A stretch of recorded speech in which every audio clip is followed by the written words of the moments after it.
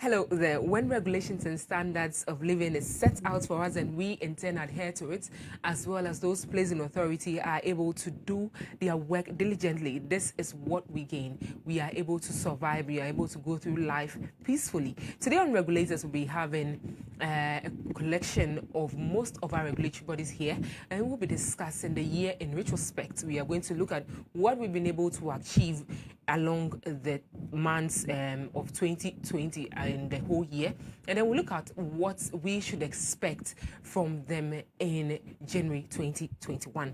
This is what we'll be discussing today, and I'll be joined in the studio by a rep from the Ghana Standards Authority, one other person from the Rent Control Department, and of course, we would have one person from the National Ambulance Service. Our health is always important, and especially in these times when people turn out to rush into town, we see road crashes here and there almost every other day. And so today, this will be our discussion. This is what we are going to center it on. We are going to talk about a whole lot of things. And do join our conversation on Facebook at WATV Ghana, on WhatsApp 0509257753. Do well to send us a text. Do well to call us when it's time for you to also join our conversation. It's Xmas, and I hope that you enjoy yourself and stay safe. We'll be right back after the break.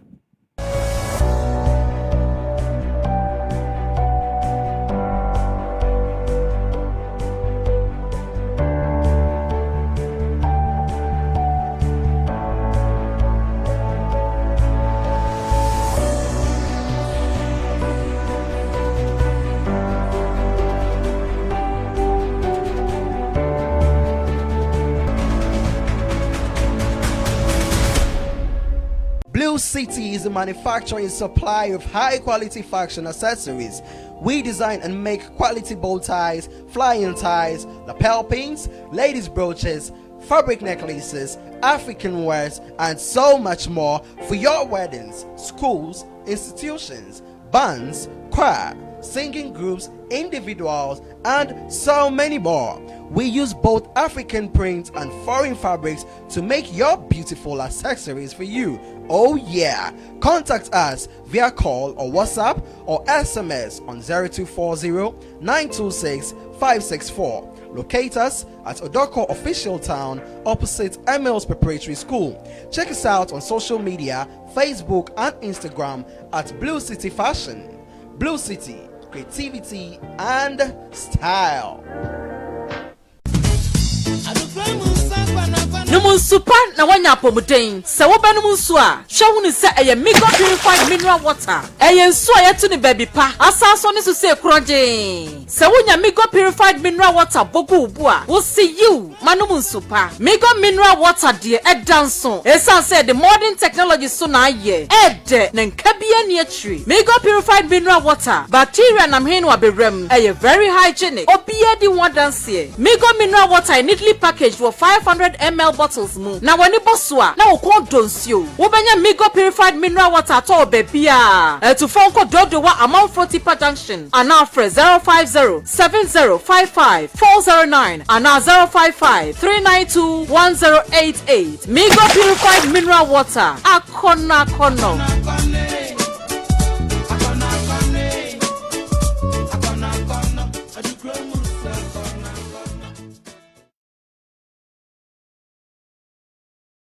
John, wo fini nyum. Wow, ede ye fe, ede wa bwejuma. I check wo fina, o ye fe wan kasa from Asatec. Oh, na sem mi roofing sheets aba bebre nice ha keke. Why na ka kire o? Asatec roofing sheet de enye nice keke o. Wo de bodan so e cheye, enwe na che. Na wo ne colors ahodo fe bebre. No mo ne free roofing sheet no de. Wo nya dade wa bia o. Na so de bodan so a e jire so pampe. Wo tumi so kire mo se ne ope roofing sheet no. Ni twa de sama pepepe. Mama po Asatec mo ne de. Wo ma technical advice na estimate free or professional installers so aware your on-site installation. Ni bo so kra da fom pa. Oh yes, quality ni bo da feminine. Asatec 5 days pay na mo sa kan order na wo ye after sales service proper binso. Hwehwe Asatec Watema Community 2 Meridian Road Ebenkoko Board Warehouse Western Region. So Asatec Watakrade Anaji Yene Princeland Hotel and the Shinimu and a Volta Region yawo Akachi South District Assembly Kwano so wa.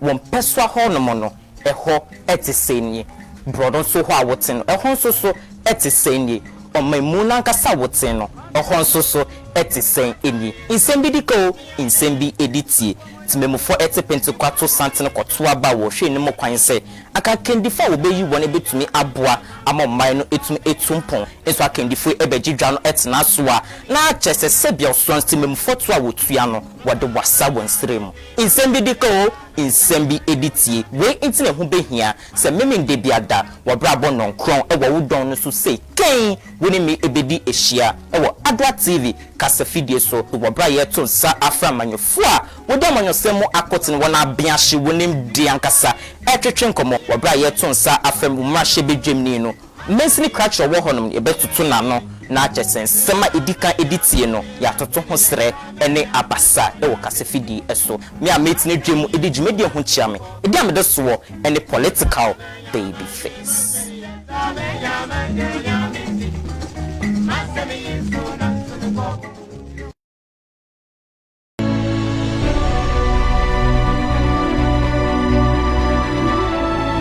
Ghana punto hia me Ghana punto hia wo Ghana punto hia nyina frisa Ghana yaman na so man yi be yesu a gina me ene wo so the science no ye koso e wo krom won potamu empo pu fitira atwi o man yi san na emwa ye punto no yasem hia wo se ye hwe na ye ka ye se wan kasa utiri hu a ye yi wo yibone the science sia me wasem hia edi ka dwumadie so na nya hwen kan sem hia bia edi o man yi nya efa enwuma sua ho apomoden ahonidie adwuma ene apadie nsam ho yaman ya nhwe ma ne sei sansensei ya yatimbi one Ghana, that is all we have.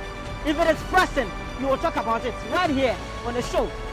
Your friend Kusi Francis, and I am the chairman junior.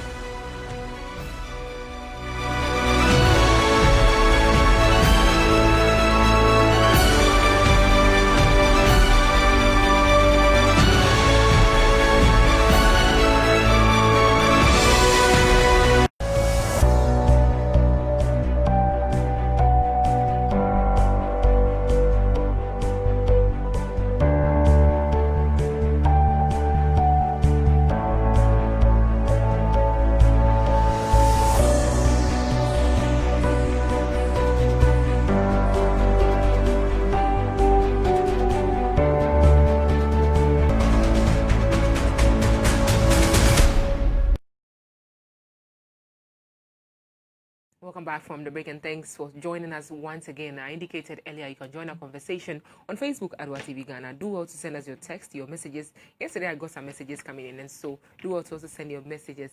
I've been sabotaged by two gentlemen. The third is about to arrive, and in fact I'm the only lady here, so I'll do well to do justice to the questions. So I've been joined by Mr. Emmanuel Hove Posu. He's the PRO for Rent Control Department, and we have Mr. Peter Agbeko. He is the head for the PR, the Public Relations Department, Ghana Standards Authority. Hello, gentlemen. Welcome. Thank you. Okay. How's your journey here? How's your day at work?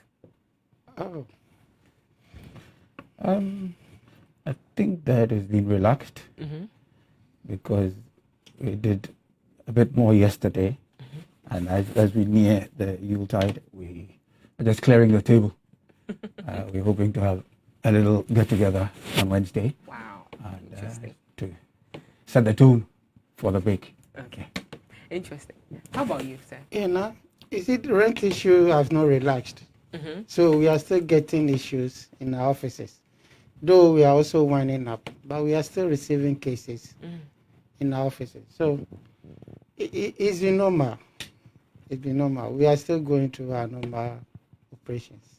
Yeah. Thank you very much. And I hope that it will become a good one for us as we celebrate Christmas. And those of us will be going about our normal duties just like there's no Christmas. It's up to us. In fact, we're not celebrating Christmas. But our next guest is in, and so we don't want to go back. And then when we come back, we'll come back to you again.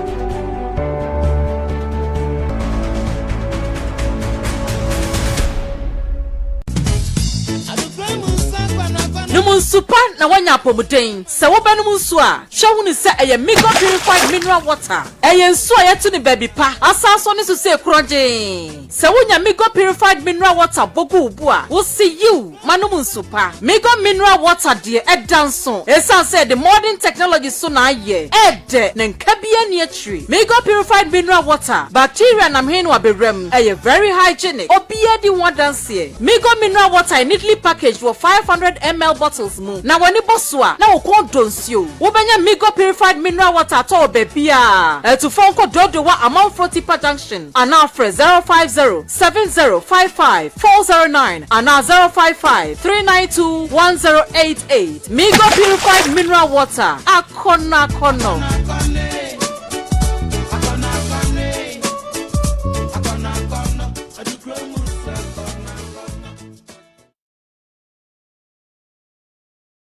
Won peswa ho no mo no eho etisenyi brodo so ho awoten no eho so etisenyi omamu na nkasa woten no eho so etisen eni insem bidiko insem bi editie timemufo etipentokwato santene kwoto aba wo hwe ne mo kwan se aka kendifo wo beyi won ebetumi aboa amomman no etumi etumpon eso akendifo ebegidwa no etena so a na achese sebia so timemufo to a wotua no wode wasa wonsrem insem bidiko insem bi editie we intine ho behia se memem de biada wo brabo non kron ewo wudon no so sei ken woni me ebedi ehia ewo Adwa TV kasa fidie so wo bra ye to nsa afra manyofo a wode amanyosem akoten wona abiahye wonim di ankasa etwetwe nkomo wo bra ye to nsa afra mmahye bedwemni no mensini cracker wo honom ebetutu na no na achesen sema edika editie. Blue City is a manufacturing supply of high quality fashion accessories.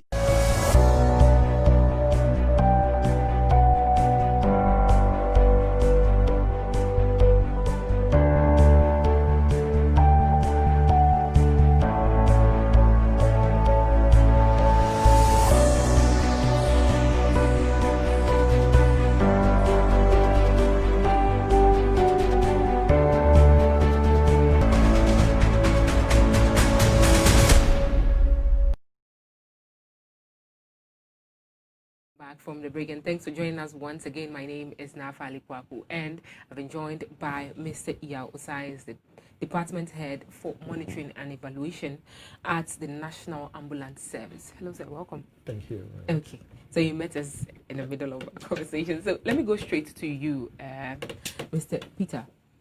Your department or your agency have been able to bring up a number of standards to help us in our daily lives. In making sure that we adhere to all these standards, what has been the challenges? What has been the way forward to making sure that as humans, it would always fall short somewhere? What has been the change like? Okay, thank you now. In these parts, voluntary compliance is a problem. So to be able to get, first of all, what we do at GSA is to develop standards,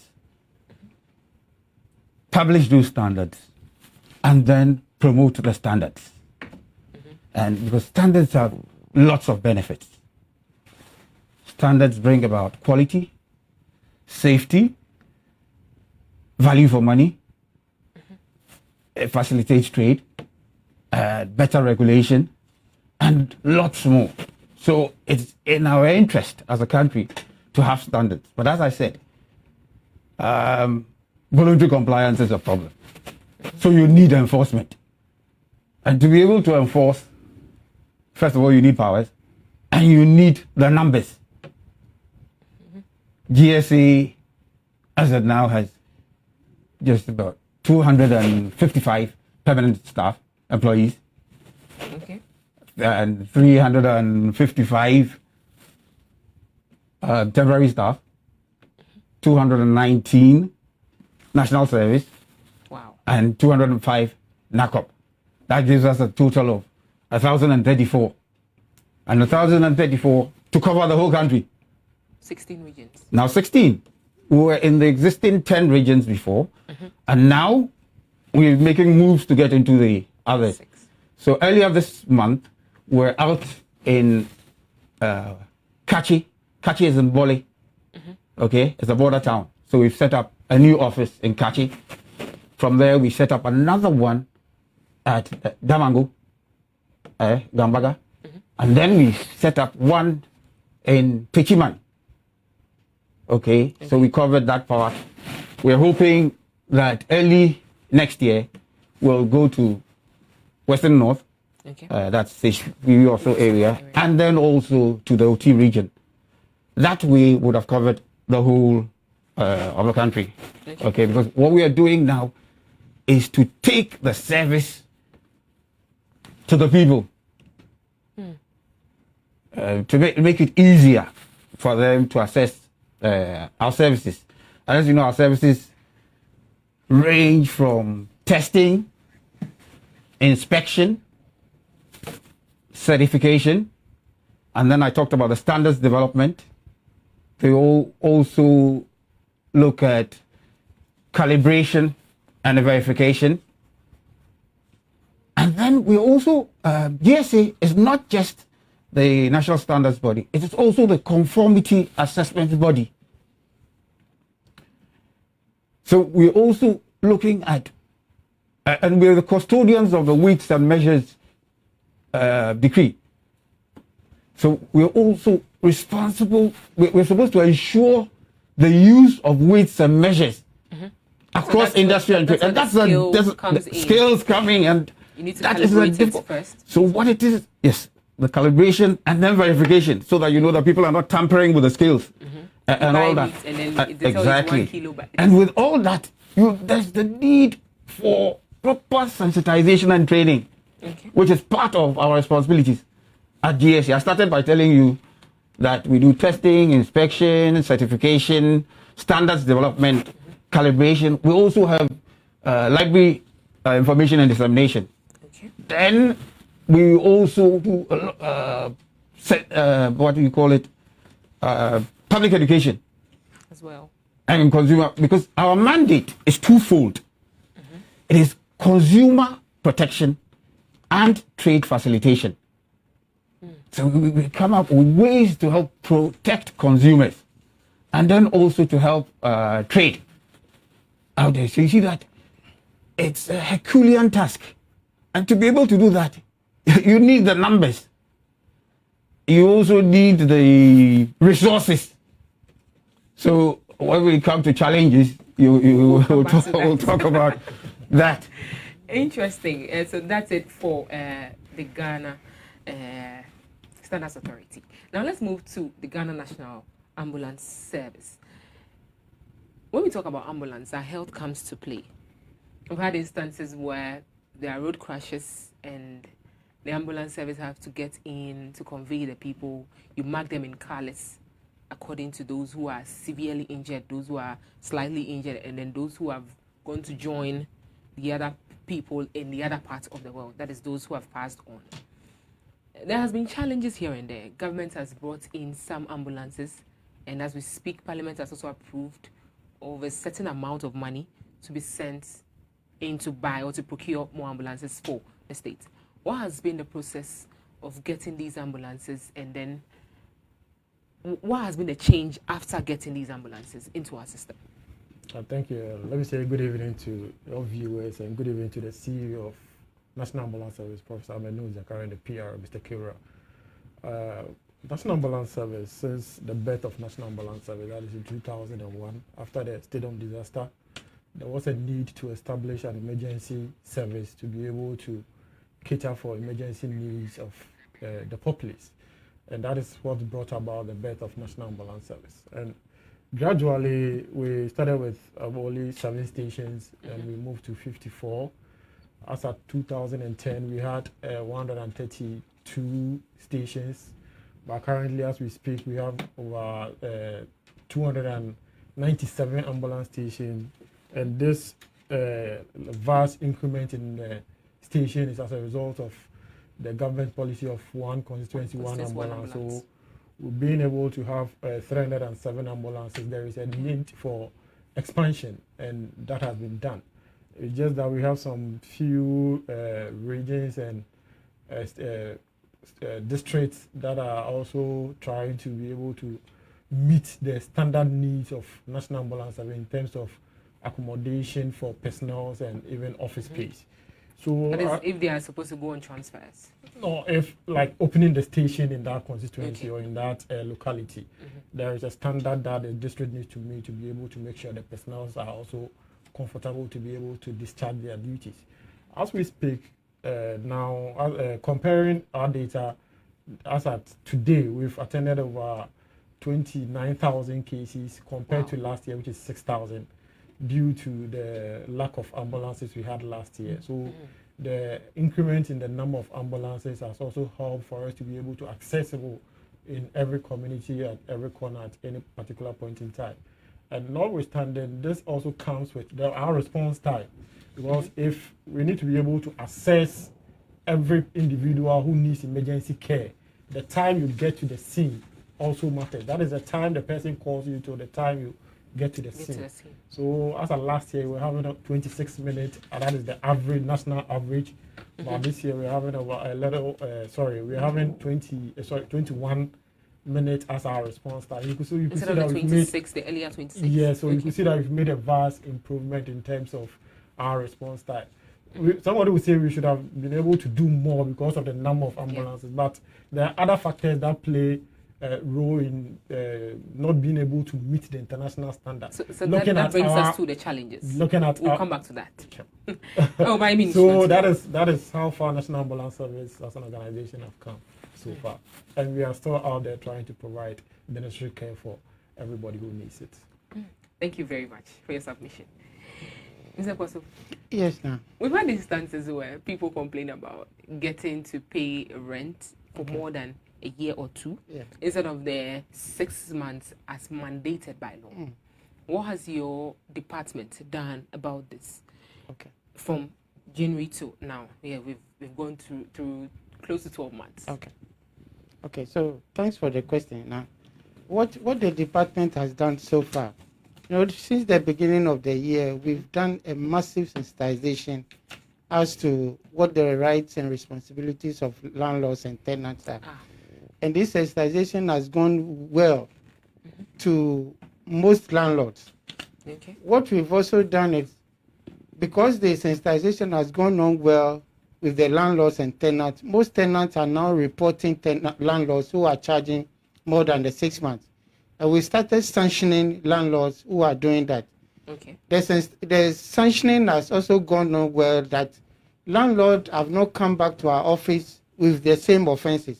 That's the offense of charging more than 6 months.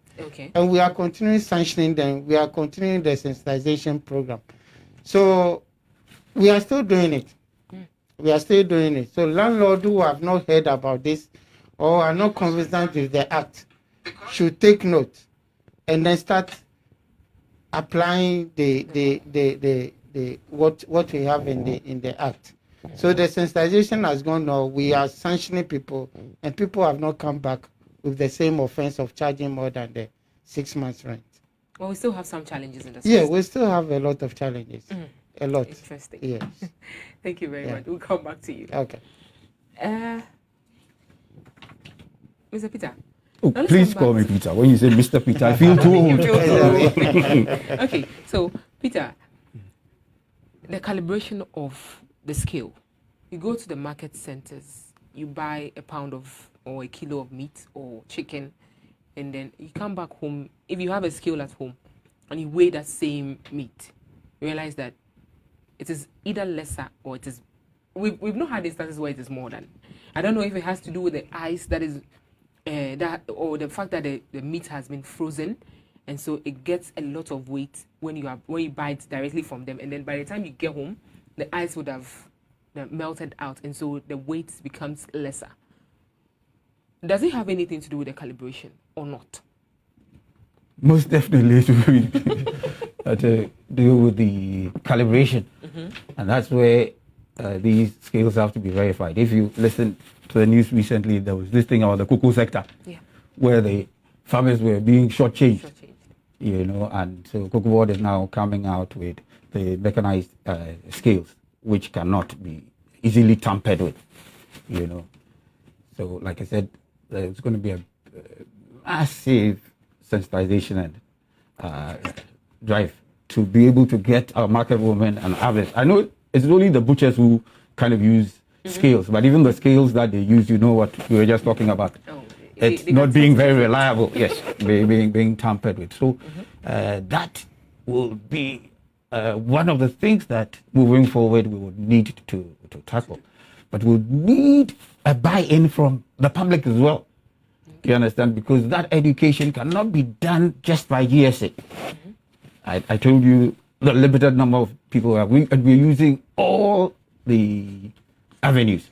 We're using traditional. We'll use the traditional with the new media, and then there'll be interpersonal engagement and all. And we'll count on stations such as yours to help us disseminate the information. So it's one of the things that we have lined up out there, and you can trust us for that because GSA is acknowledged as the nation's preferred testing center. Yeah. As we speak now, we have 11 ISO, IEC accredited laboratories. When I say ISO, I refer to the International Organization of Standardization, which is the global body for setting standards. It was established in 1947, and it has 165 member countries, of which Ghana is one. And the IEC is the International Electro-Technical Commission, and they deal with electricals. You know that recently we've been talking about fires and all the wiring. I was coming to because that. if We you still use have the issues of substandard electrical cables. exactly, so there's the challenge there as well. You know, we had this what do you call it, post-market market surveillance. So going around and seizing some of it, bringing back all that. As you can, you will appreciate that it's a huge challenge. So we'll need to get devote more time and have more. So that is there. And I was just telling you about the GSA being the nation's preferred center. We have 11 accredited laboratories, 5 of them in the area of testing. And when I talk about testing, we're talking about the microbiology, then the metallic contaminants, because if it's in the produce and things, it creates problems. Then you have the histamines and mycotoxins out there, which could be dangerous for our health. Okay, then we have a lab also for food and drinks. Then we have another lab for pesticide residue. Because you know when you have all these leaves, cabbage and all these things, and people go use the gutter water and all that, it poses a huge threat. And I told you that one of our mandate also has to do with consumer protection. So that comes in there. And then we have another 5.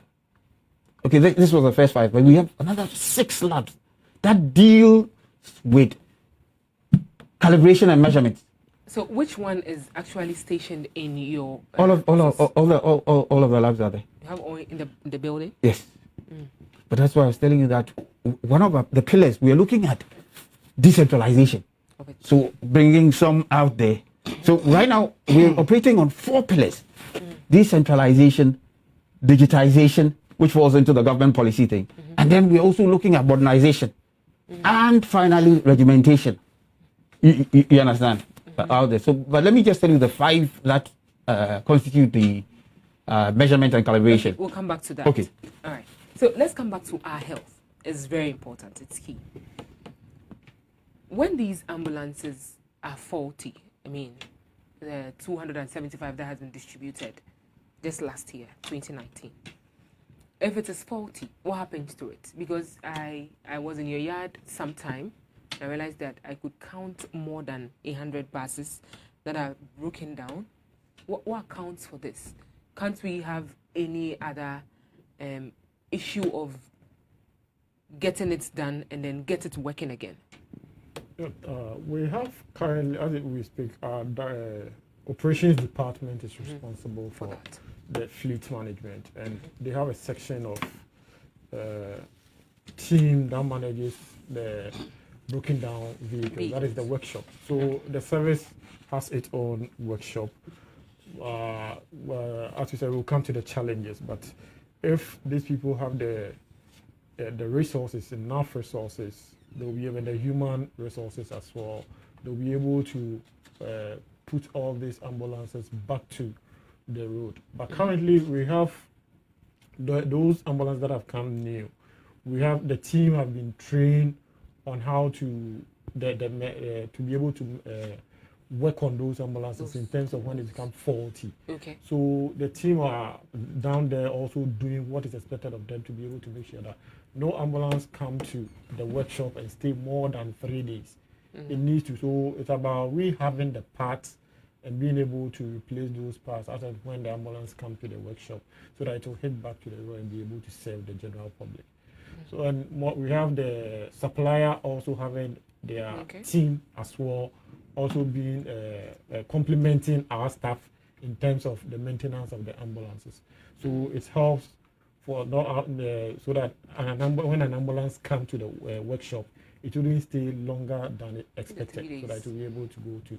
And we've also decentralized the maintenance section. So initially it was centralized, but now we have all the regions have workshops. So when an ambulance is faulty, it just move there and they repair it and go back to perform a task. So one challenge is off. Is off your shoulder.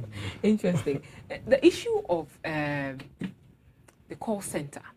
Sometimes you call that same number, it goes to either another agency altogether, and they are supposed to push it back to you and all that.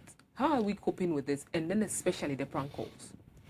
Yeah, formerly we were using the 193, but we've switched from that, or we've changed that number. Currently we are using, all the security agencies are using the 112. That is the new short code for accessing emergency services. So for all the security services? Yes, please. So it goes back to another person? To the police, to the NADMO, fire service, National Ambulance Service. Then they push it back to you? Then it comes to National, if it's an fire outbreak, go to fire. If it's an emergency in terms of health, it comes to National Ambulance Service. And coupled with that, we've also implemented a tracking device and a call center that people can get to National Ambulance Service through the Ghana Post GPS.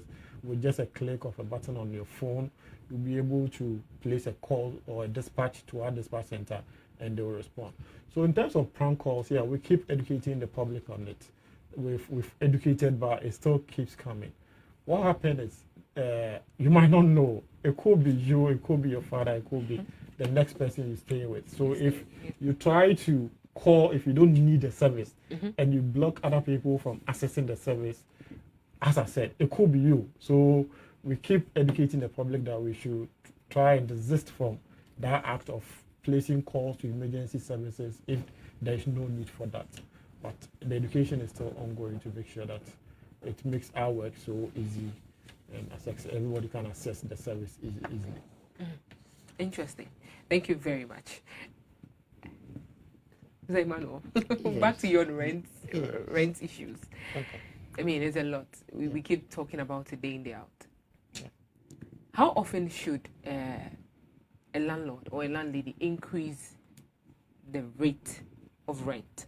Okay. Should it be on a yearly basis or on the 6 months basis? Okay. And when are we supposed to pay our rent?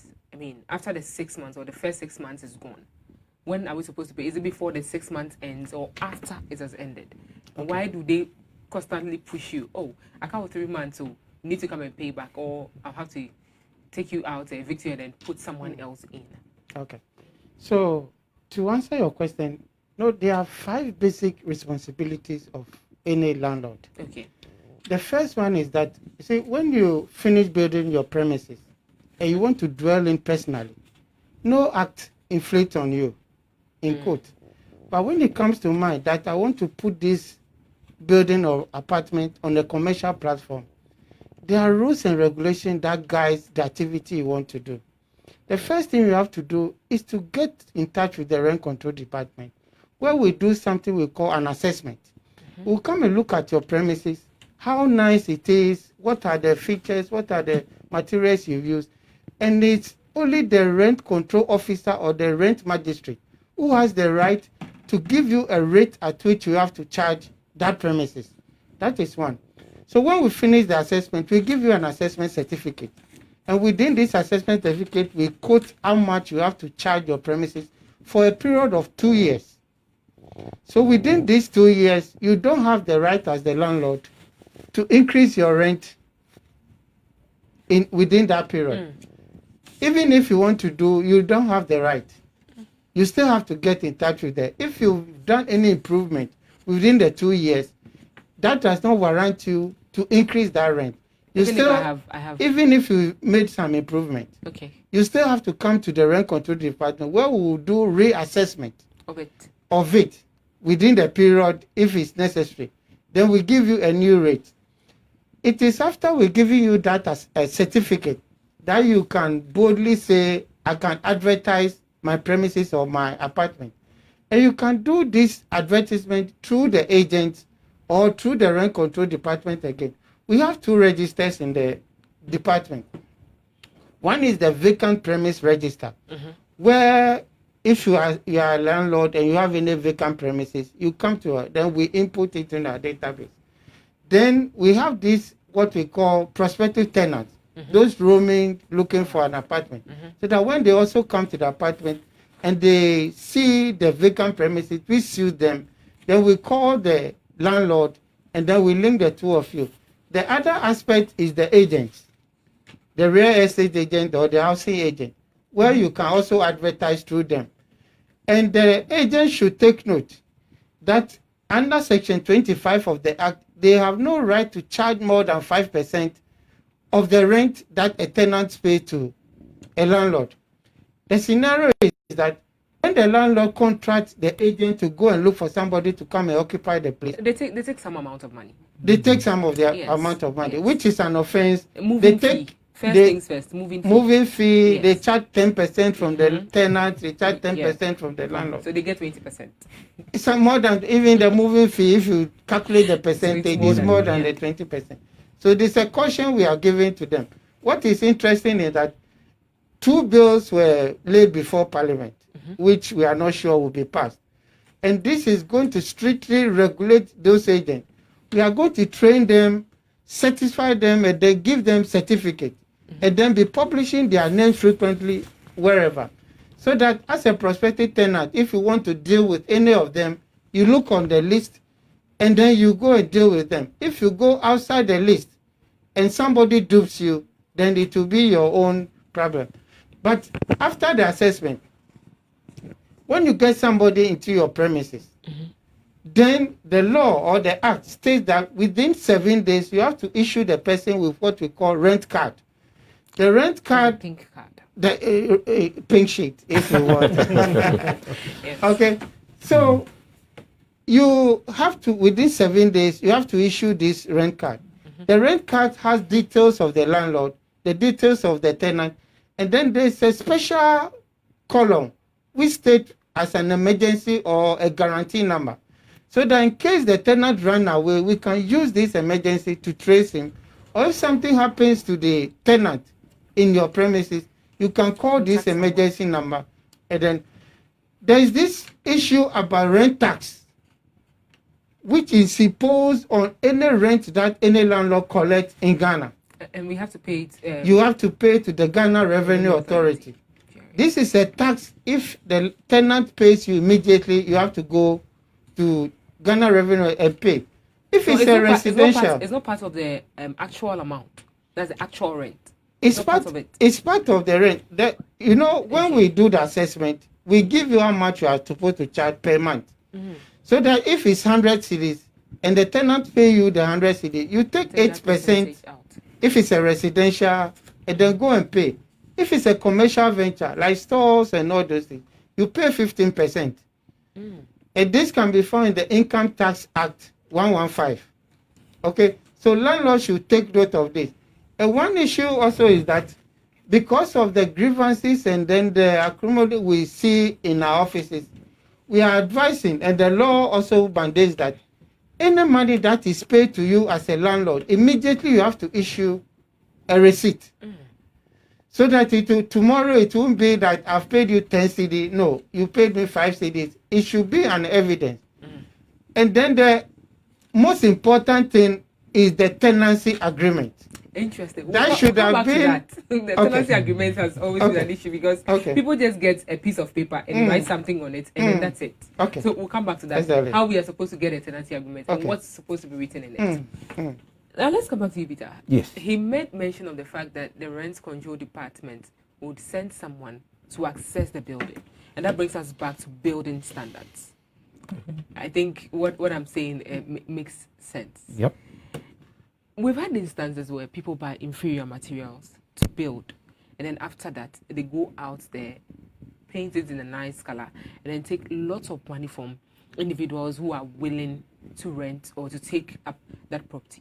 And then in the long run, you realize that these buildings, one way or the other, either collapses, or you find the AMA or the Metropolitan Assembly coming out to evacuate building, produce permits, and all that. What accounts for these things? Okay, over the years, Ghana hasn't had what you call a building code. But for the very first time, this is in 2018, the GSA has put together a building code. 1,300 pages. Lots of pages out there, but very, very detailed. It captures everything. All you talked about there, it's international in standard. Okay, my colleagues kept on using the word standard. So you see how important that word is. And that document, the building code, is a very, very important document. As far as I'm concerned, I think it's the most important, one of the most important achievements of the authority. So, because if people follow the standards, some of these issues you were mentioning, and especially don't forget that Ghana lies in an earthquake zone. I mean, the fault. I know, and it's something that we should be seriously looking at, because the word is that, or the saying is that earthquakes in themselves don't kill, but it's the structures, weak structures that we have that will kill. And you're supposed to take all these buildings through what they call stress tests. The stress test. And whose duty is to test that? GSA partly, but you would realize that a lot of the buildings involved with the assemblies. You know, and we have an MOU with the local government, and so that what it is that moving forward, there will be the need for more collaboration. You know, not just with the local government, but the assemblies on the ground. That's one of the shortcomings. So one of the things that we did, yes, it is. But one of the things that we did with this building code was to go around the country and to give free copies to the assemblies out there. So we went up north, as well as up north, out middle belt, and then all that, and to give out there. But like all other things, there's a need for continuous sensitization on this matter, because that one is a very important one. I don't know if this building has been stress tested where we are. And all that, or whether you follow the building code, because even if you didn't follow the building code, they have something they call retrofitting. So they will come back, look at it, and where there are changes, some changes can be made to it so that it can withstand you know things, so that we are safe. Because we are boom now, and then I'm sure your speed, I know you probably be faster than us on this occasion. So it is something that we ought to look at, and so for me, it's a very important point you've come up with, and something that we should be looking at. And I know that in the coming weeks, you will start seeing some stories on that, just to start creating some awareness about, and some interest in that area, so that we get it's a very important area, because at the end of the day, one of the things on which you spend your savings or life savings is your building. You understand? And so first of all, if you go and get substandard electricals, that's what the fire services will tell you is responsible for a lot of the fires. So you have that, and then again, if you haven't followed the building code, and elsewhere I am told that they even start with the soil test. They look at the kind of soil and all the soil. They start from it, because it's very important. There's movement. There's waterlogged areas. like rentals. People go and rent in the dry season. Now when it starts raining, you realize that you are in real trouble. Meanwhile, the rent has been taken in advance. There's no way of retrieving. We'll be entering into the rainy season soon. Next year comes, and then we'll enter into June, July. And we realize that people will start running. People have to start packing from their homes by the third or the fourth month in next year to lodge somewhere. And then when the rains are over, they come back. It's interesting. It's a big challenge. So we've had instances where buildings collapse, fire outbreaks here and there. The fire service comes in to assess the reasons or the whatever behind the fire outbreaks, and then they tell you if the building can be renovated or it needs to be pulled down. Do they also follow these standards? If the building we can just crack some places, just do some 1 or 2 changes here and there, and then we can put the structure up again. That's what I say. There's something they call retrofitting.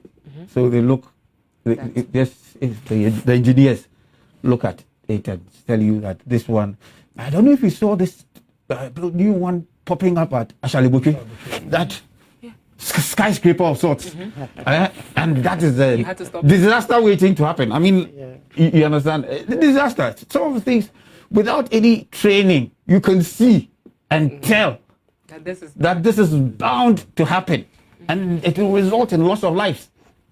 So, what has the Standards Authority done about this? This particular building you're talking about. It doesn't fall with the Standards Authority on but that one. Happens? Yes, no. But what I can tell you is that there's an organization working with us now, seeing what we can do about. But you see, it all comes back to what kind of powers you have. That you have a certain mandate, but do you have the powers to just, you know? So it comes back to powers.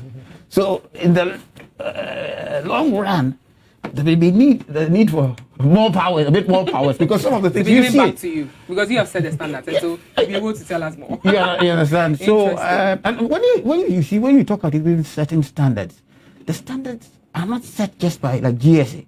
There'll be stakeholders on there. It goes through a process. So there'll be people from academia, people from different walks in there. Somebody and it's you'll have some subject matter experts out there as well. And also it's a consensus document, a standard. A big one. So so you build consensus and come out and say, yes, this is what we are going by. And also, so again, there's the need for a lot of engagement. Interesting. Thank you very much. Now let's come back to health again. Pre-hospital care and handling of inter-hospital transfers. How long does it take? How am I supposed to book the ambulance for a pre-hospital or inter-hospital transfers? I'm in a clinic or I'm in a small hospital. I want to transfer to a teaching hospital. How do I get the ambulance service on board? Because sometimes you get to these hospitals and they tell you, oh, you need to pay a fee. I don't know why we need to pay a fee for the ambulance to convey someone. I really don't get that. I was told by your PRO that it is used to pay for fuel or something for the ambulance. I don't know how true that is.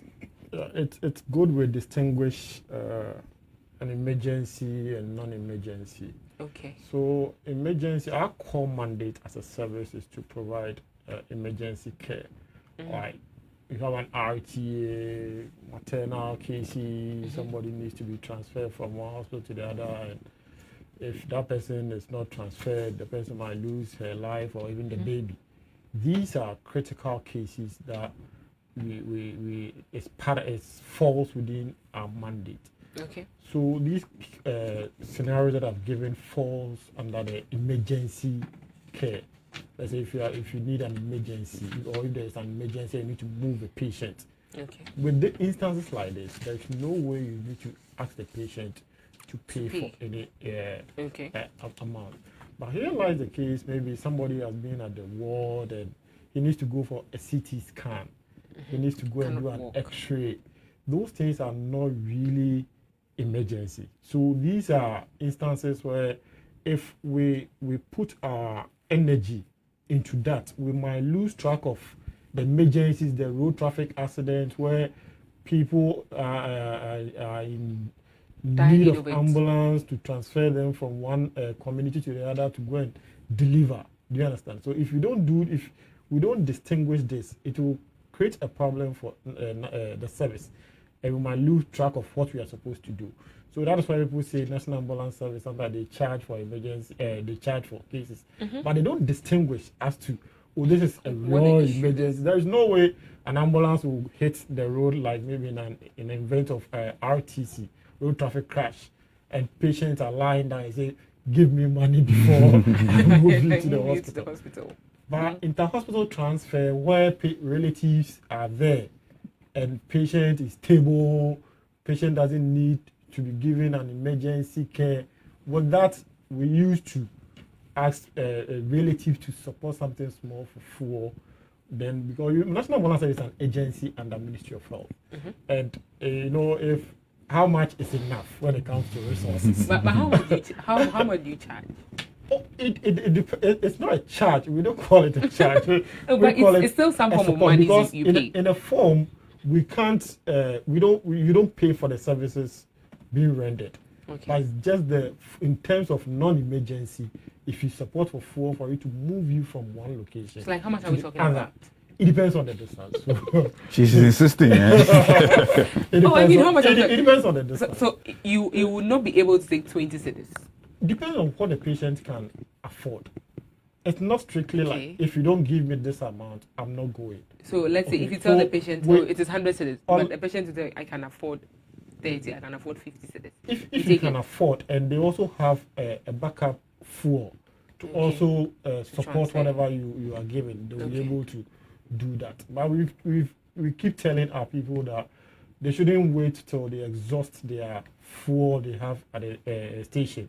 Immediately they get to a level that needs to be replenished, they need to get in touch with the director of operations. Then they will make the process for them to get fuel at the station. So that they go to a selected vendor.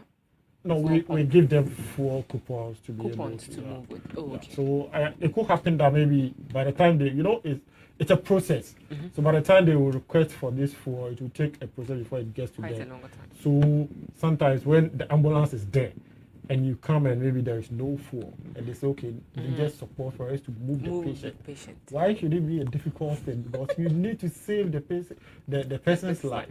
But which is more accurate, or which is more proper, premium proper, in terms of picking a taxi or any of the taxi services to the place of having the CT scan or the MRI or whatever, as compared to getting the ambulance to transfer that patient?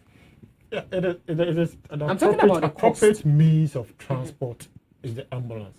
You can't dispute that fact, because you could pick a patient who his condition might be stable, but if the patient is not handled well and the condition starts deteriorating, you might lose the person. So the appropriate means of moving patient. If Ghana now, we've accepted the National Ambulance Service as an agency that provides emergency care.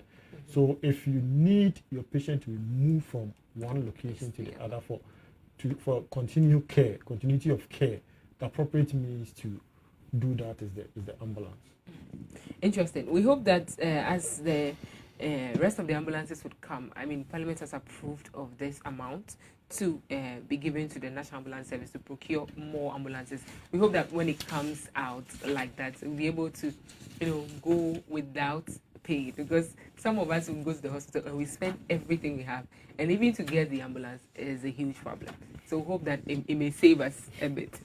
All right, so we'll go for a quick turnaround. When we come back, I'll continue with the rent issues.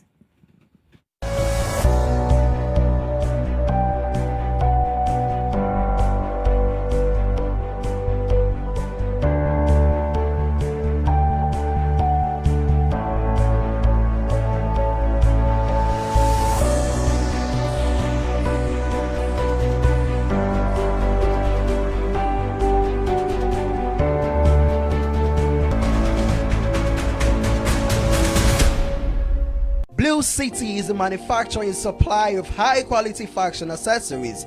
We design and make quality bow ties, flying ties, lapel pins, ladies' brooches, fabric necklaces, African wares, and so much more for your weddings, schools, institutions, bands, choir, singing groups, individuals, and so many more. We use both African prints and foreign fabrics to make your beautiful accessories for you. Oh yeah! Contact us via call or WhatsApp or SMS on 0240 926 564. Locate us at Odoko Official Town opposite Emil's Preparatory School. Check us out on social media, Facebook and Instagram at Blue City Fashion. Blue City, creativity and style. John, who fini new? Wow, efe, edi wabwejuma. I check roofing now. Oh, you fell one kasa from Asatec. Oh, na same roofing is about bebre nice keke. Why the catch you? Asatec roofing sheet there. Any nice keke with the board swa a cheye and renache. They want to call us a hood of a fair bebre. No no free roofing sheet no dear. Who near that will be out. Now so the board swa a year supampe. What means to trauma send your open roofing sheet no? You try the summer pepe. Mama po Asatec money there. One of technical advice na estimate free or professional installers so aware your on-site installation. Ne boss kura da pa. Oh yes, quality ne da feminine. Asatec 5 days pay na musa kan order na we year after sales service proper binso. Hwehwe Asatec Watema Community 2 Meridian Road Ebenkoko Board Warehouse Western Region so Asatec Takrade Anaji yene Princeland Hotel ene di hwenimu and na Volta Region yawo Akachi South District Assembly kwan so ha.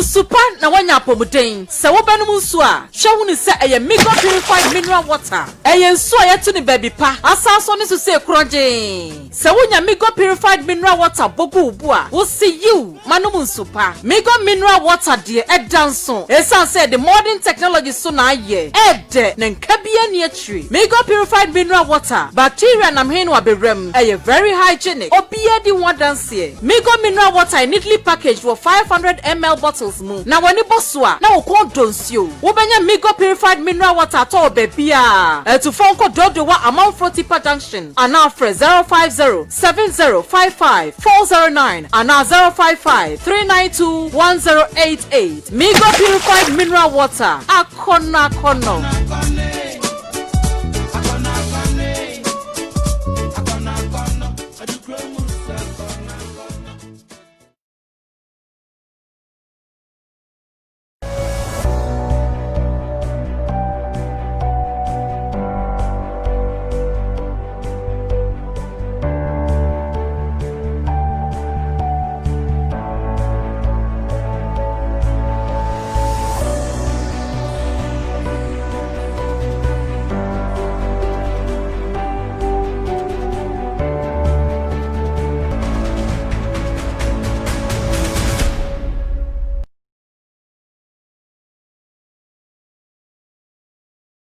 Welcome back from that break and thanks for joining us once again. Do join our conversation on Facebook at TV Ghana. Don't forget to keep your messages coming in. And soon we'll open the phone lines for you to also call in. You can ask questions surrounding health in terms of our ambulance services. You can ask questions concerning rent and you can ask questions concerning standards. Any other thing you want to ask, from calibration of the scale to the thermostat or whatever that we're using, taking our measurements, our weights, our body temperatures and all that. You can ask questions surrounding it so that we'll get the accurate figure, especially those of us with health complications, including BP. The machines we use, are they calibrated before using to test the level at which we are? And they give us our levels and we are sometimes surprised, we are shocked. It has to do with all these things. And so let's ask questions concerning it. Thanks for joining us once again. So let's come back to rent. Yes. We made mention of the tenancy agreement, exactly. The accurate one that we are supposed to get. Yeah. Some just pick a piece of paper, scribble something on it, give you the date that you came into the room, the amount you paid, when your rent is ending, and that is the tenancy agreement. You just find someone to sign, or the man himself or the one himself signs, and then the tenant also signs, and that's it. Okay. You call it a day. Okay. Which one is the best option? So now, even before then, I was mentioning, or as I mentioned, the tenancy agreement is key in rental issues. This is where, as a tenant, if you go and see a premises that you are interested in, the landlord is mandated to give you that tenancy agreement for you to read, understand, and comply even before you sign. And one thing which is very key is also that when you go for a premises and the location suits you, you have to do due diligence. Just as the standard man said, and also, as you said, very soon we'll be entering into the rainy season. You first have to do diligence, ask in the area. Definitely, where you are going to rent, it's not an isolated place. You just ask in the area how the situation is before you pay. So that if you read the tenancy agreement and the landlord has stated your rules and your regulations, your rights and responsibilities, and its rights and responsibilities, and you read and you sign, tomorrow you cannot come back and say that, no, I don't agree with that. And even the landlord can also come back and say that, no, what I stated, I need to add this. No, the tenancy has to expire. If there's the need for us to write new agreement, we do. But the ingredients in tenancy agreements are that, as a landlord, your details must be there because it's going to be a contract and it's not an imposition. It's a mutual agreement between the two of us. Your details has to be there. Anything that has to identify you must be there.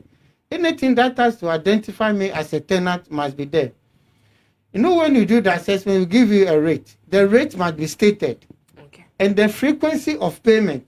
You know, the law mandates that as a tenant, you have the right to pay monthly and a maximum of 6 months. It must be there. So that if I sign a tenancy agreement with you for 4 years, that I'm going to stay in your premises for 4 years, you have to tell me whether I have the right to pay monthly or maximum of 6 months trenches. So that I'll pay 6 months for the period of the 4 years. Not that I've signed the agreement for 4 years, so you demand the 4 years rent advance from me. It's an offense under the Section 25 of the Act. Also, what is important that has to be in the tenancy agreement is your right as a landlord. What are your responsibilities towards the premises? And as a tenant, I've come to rent your premises. What are my rights and responsibilities? So that if something happens, we know the exact person who is in charge or who is supposed to take that. We also need witnesses. Okay. Somebody or some people on your part as a landlord, somebody on my part as a tenant who has to witness the contract we are signing. Okay. Okay.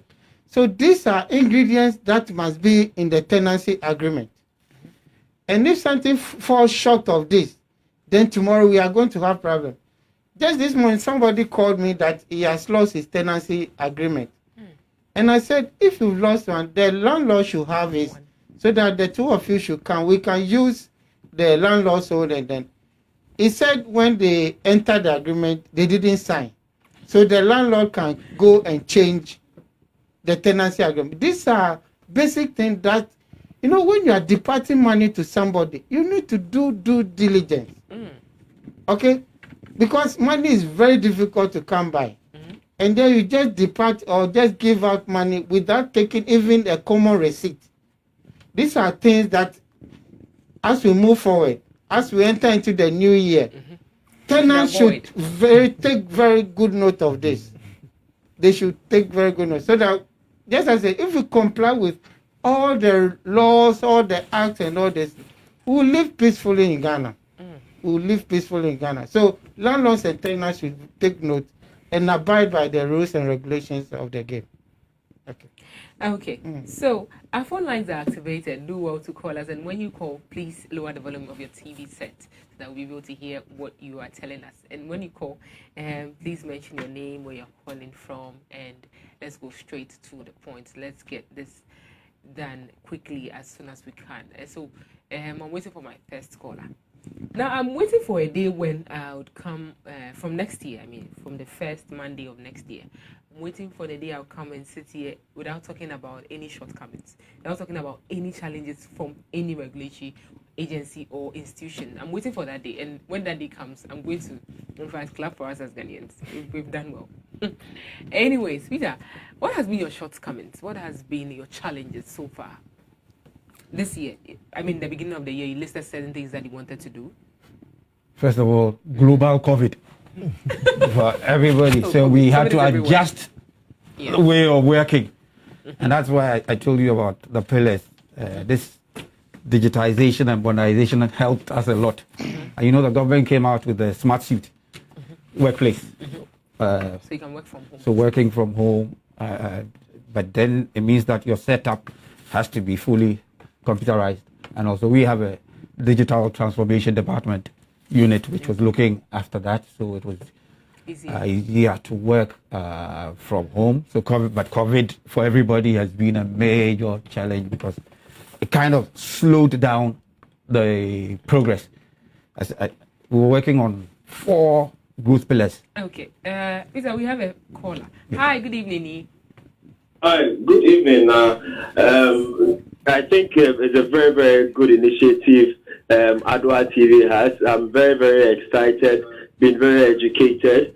I would want to ask the rent control department a question on their regulatory authorities. You see, we see people, especially these agents and landlords, advertising boldly their properties on social media, on web apps.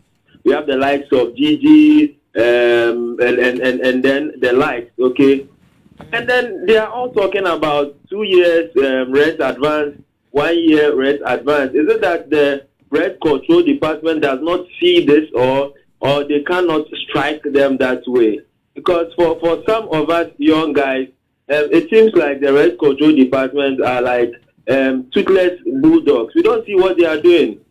So I would want him to tell us what they are doing about especially these sites that are boldly and arrogantly advertising properties with 2 years rent advance and the like, which is completely against the laws of Ghana. Thank you very much. Thank you too. Thanks for calling.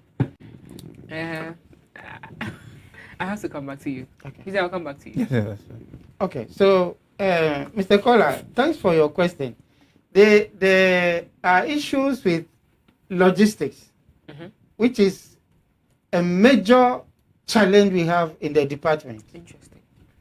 Currently, we have 56 offices in the entire country, which is woefully inadequate. 56? Yes. Okay. I mentioned 2 acts that has been laid before Parliament. And this is going to mandate every district to have a rent control office in the district. And so the bill is passed. That's when if the bill is passed. Okay. So until we get there, we will still have problems. But the major issue. Yes. Let me answer this call. Hi, good evening, Emmanuel. Yeah, good evening. I understand you're calling from Kumasi. Thanks for joining us. Yeah, okay. Okay. Can you go ahead?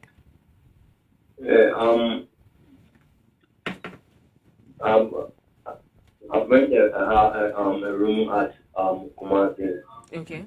And up to now, the landlord haven't given me any tenancy agreement letter. Okay. I've been here for almost 3 years, but I've always tried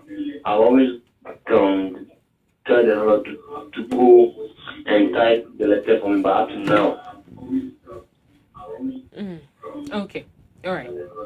Thank you very much. We'll do well to answer your question. Yeah, so now the simplest process my Kumasi caller can, you know, the motto for the department is to reconcile parties and promote space. You know, when this tenant starts to push the landlord, then the landlord will find a way of evicting him. Okay, but we have a process and a way of handling this. So you go to the nearest rent control office. We will invite the landlord and then impress on him that it's a mandatory section to do that. The tenancy agreement is basic. It's part of the 4 basic things that a landlord must give to a tenant. So you get closer to the rent control office nearer to you. We invite the landlord and then you make sure that the tenancy agreement is given to you. All right. Thank you very much. But we are having this discussion based on our health and based on standards, especially to our mothers and our grandmothers at home. If you want to ask questions concerning the BP machines you've been using, the machine you use in testing. In fact, COVID-19 is here. We test our temperatures and all that. These machines need to be calibrated before we use them. So you can call and ask questions concerning that. Now there are issues concerning the ambulance service. We call them for emergency services. What are their response? The prank calls. Call, ask questions concerning it. Or better still, send us a text and we would answer your questions rightly. Peter, you were talking about your challenges before we had a call. Yes, and I was talking firstly about COVID. Yeah, COVID. And also the numbers, because we've all agreed that enforcement is key. And to enforce, we haven't gotten where we use robots. So we would have to use humans. Yeah. So it means employing, and as you know, you need to get clearance from government and the finance ministry before you can employ people. Because I said to you that for now we have permanent staff of 255, okay, temporary staff 355, and thankfully we have the national service team of 219, and so then issue of 205. So the total we have now is 1,034. And you're talking about 16 Peter, we have a call. regions. Yes. Not to cut you. Hi. Please lower the volume of your TV set. I understand you are calling from Bogatanga. Hello, good evening. Hello, good evening. Yes, good evening. I understand you are calling from Bogatanga. Yeah. Okay. Can you go ahead? Since I want to call out, this is group like code of conduct group, the rules for landlord. It's going to be landlord. Where? Okay. So code of conduct. Hello. Yes. You're asking for the code of conduct, right? Yeah. Okay. Okay. Don't worry. We'll do what to answer your question. Okay. Hi. Good evening. Your call has been put on hold. Hi. Good evening. Hello. Oh, we lost you. Please do well to call us again. And when you call, lower the volume of your TV set. Hi, Hello? Good evening. Yes, hello. Good evening. Hello, good evening. You're calling from Yes, Wa? Yes, please. Okay. Thanks for joining us. Yes. I would ask, like the tenant, like the rent control, they said, like if you have a problem or certificate, any tenant, you have to give the fellow 3 months notice chance to look for a room or something like that. Yeah. Hello? Yes, I'm listening. Hello? Oh, please do well to continue your question. We hardly heard what you said. Hi, Sammy. Oh, hello, madam. Yes, good evening. Oh, good evening. Good evening to you and to your panel.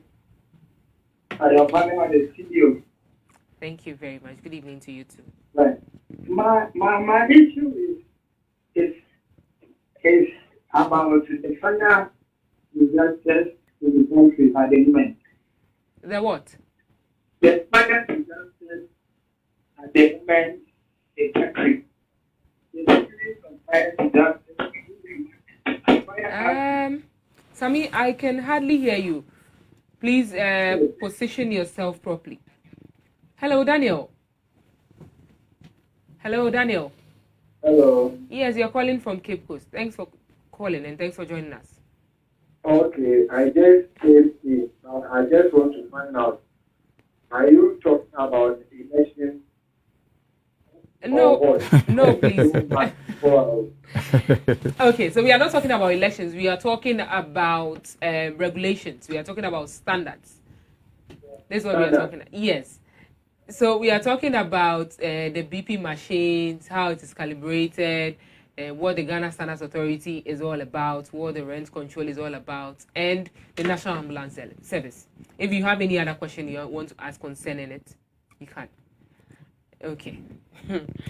Okay, so I think people are very interested in what is happening after the elections. Interesting. So, Peter, yes. Back to you. I hope that we finish yours before another caller comes in. Oh, it's an interactive session, so when the call comes in, why not? We just break at that. So the issue of recruitment. Yes. Personnel for you. Because that fell under the challenges. And I'm saying that we have 1,034 for the whole country. I mean, 16 regions. Yes, 16. And that is, I mean, it's inadequate. Okay. Peter, your namesake has called. Yes, please go on. Hi, good evening.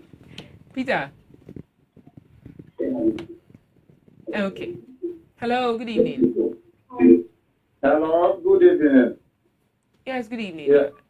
Yeah, how are you? I'm fine, thank you. How about you? Yeah, I'm also fine. Okay. Please, I want to ask the rent control department officer. Okay. Hello? Hello. Yeah, I can hear you. Go ahead. Yes. What are they going to do about the agents of the rooms? Because agents themselves are not correct. They say 6 months, the agent will go and negotiate with the landlord and say no. Okay. So they will go and bring somebody different to come and pay more than that. You see? So what are you going to do about the room agents? Okay. Because they are not correct. Okay, thank you very much. We do want to answer your question. So the issue of agents have become... The agents register so that you give them some sort of regulations and instructions to follow. I think you have a point. Other than that, yes. I don't think that it will be. It will be okay. Especially some places like Zongo area. Okay. Yes. So we need to give them permanent employment so that these issues would cease. Okay. All right. Thank you very much. All right. Oh, don't mind. Thank you. Okay. I have another caller. Hi, good evening. Your name, please. Okay. All right. So, Peter, back to you. Another challenge. You're talking about challenges. Okay. Yes. There's always a challenge when there is new things are introduced. So change management. To adapt to it. Yes, and for even people to accept it in there. And when you have internal resistance and all, it's a problem. Okay? Okay. We have a very progressive director general who has come in with a certain vision. If you look at the vision of GSA now, we see we want to be customer focused and to become a world-class standards organization. So that means some changes in the quality management system and all. And I'm sure you would have read this, that we are collaborating with the FDA now. We're talking about harmonization. Yeah. And that is supposed to be in the interest of everyone. So that there'll be quick turnaround times. And then there won't be duplication and all. But this has faced serious resistance. It has faced serious resistance. But like all other things, it requires continuous engagement and to get the people to understand and have a buy-in that it's not a threat to jobs and, if you like, territory. That kind of turf thing. As we now, the operation is that my director general serves on the FDA board. The FDA CEO serves on our boss. In the past, there was this rivalry and all, but we've tried to bring it down. Yes. So we're talking about the harmonization and to collaborate. We are still on it. So add your prayers. Thank you very much, Peter. On health, tell us 2 of your challenges quickly before we wrap up. Yeah, one is staffing, as he said. It seems it cut across almost every agency. Currently, we have 297 ambulance stations, and We have a little over 2,000 staff wow. across the country, and we run shift system. They come in the morning and in the evening. So, and looking at the distances, the vehicle travel with the personnel, they need to also have enough time to be able to rest, to be able to execute their mandate. So, fortunately, government gave us clearance to recruit 900 personnel. It is currently ongoing. We started last year, but because of the COVID, we have to truncate the training. But it also boils down to we have a training school at King Council, which is paramedic and emergency care training school. We need an upgrade of the facility so that we'll be able to train more people at a go. Because the facility is too small, we don't have much resources. We try to break them into bulk so that maybe this number of people go when they are done before. So there's always a backlog. So we just want to make sure that this we have resources to be able to expand the training school so that we'll be able to recruit more people.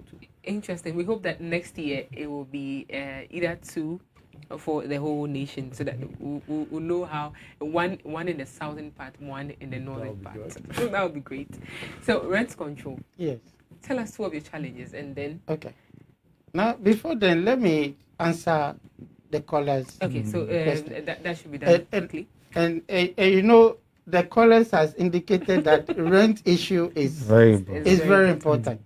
And we were also very happy that he played a massive indication in the manifestos of the leading political parties. Yes, so we are seeing signs of improvement, that things will work well. So when we go to my friend from Bolgatanga, talking about code of conduct, you know, the Rent Act, the 1963 Act 220, under Section 17 has laid down process under which a landlord can follow to evict a tenant, what we call recovery of possession. And then under Section 25, we have the offenses. So there are code of conduct. There are guidelines that landlord has to follow if they put their premises on the commercial platform. And then my friend from where, the grace period.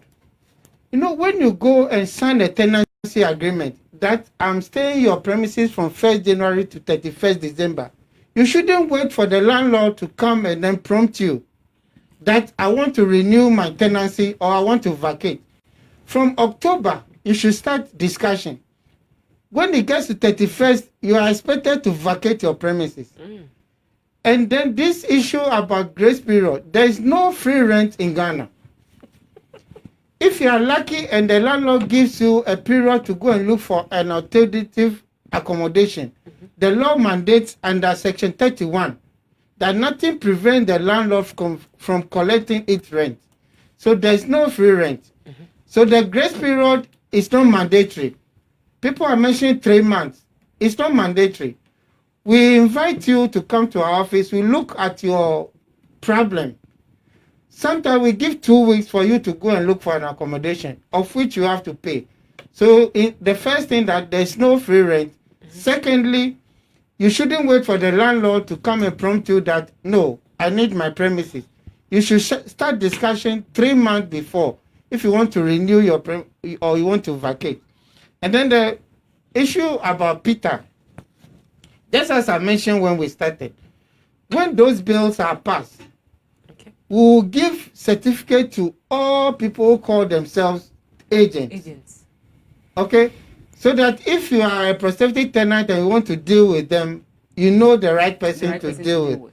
So the issue of the monies they are collecting has been recognized, and they've all been put in the bill. If the bills are passed, all these issues will go off.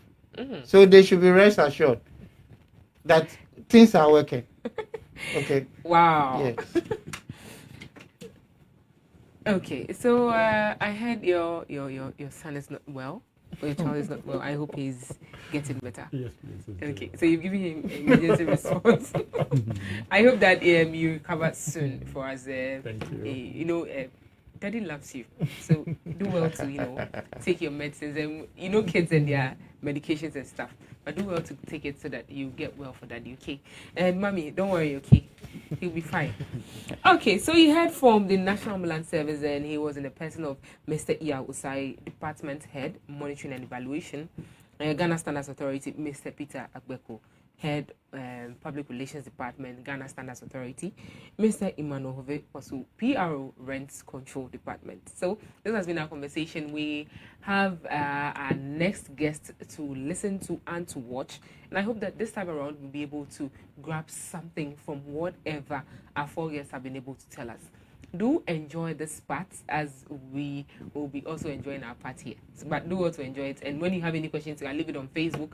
We do want to revert all the questions, or answer all the questions back on Facebook for you to get it, or any other time that we are back. But this brings us to the end of the year. If you're able to watch this particular video, it brings us to the end of the year. We've wrapped up the year. We'll come your way same time in next year. Enjoy your Christmas. Stay safe. Do well to adhere to all the COVID-19 protocols if you are going to any parties or any gatherings. So this has been Regulators. Do enjoy.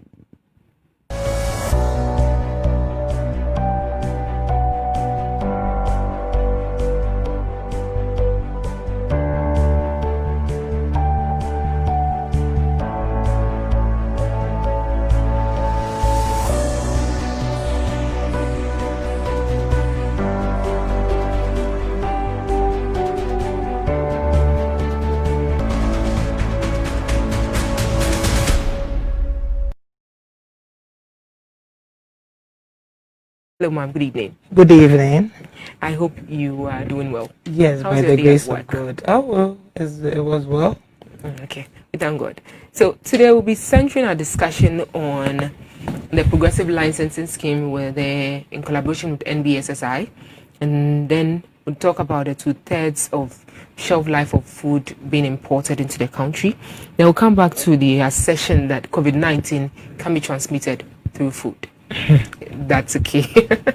Okay, so to begin with, what is the progressive licensing scheme? When was it launched, and what has it been for consumers and then for producers and manufacturers? Okay, so to start with, the FDA has been regulating food products, and these are normally food that are pre-packaged, and these foods come in for registration. Their facilities are licensed, and then we also regulate other foods that are just sold out there, like let's say some peanut butter or granite paste. Let me put it that way. We have things like gari, we have powdered pepper, all of those just sold out there in bulk. There is a lot of adulteration that goes on there. You see that people just say, oh, some pests have been added to something. A lot of things go on there. And then FDA thought it wise, or the CEO of FDA thought it wise, that these little manufacturers or food processors, so to speak, don't have their products registered by the FDA.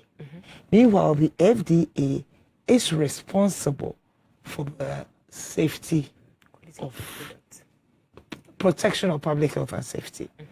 So at the end of the day, if we are just looking at those who go ahead and package and leaving these big ones, what are we doing?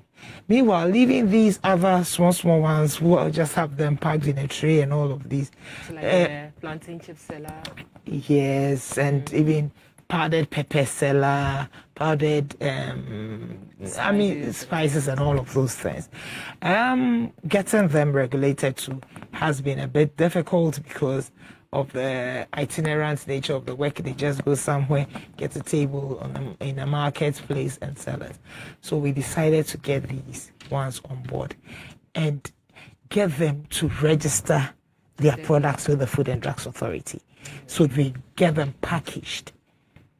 So we started this program with them, the Progressive Licensing Scheme. And getting them packaged and getting their facilities licensed, it's quite challenging because they don't really get up there to where we want it to be. And so FDA, they are not up to standard.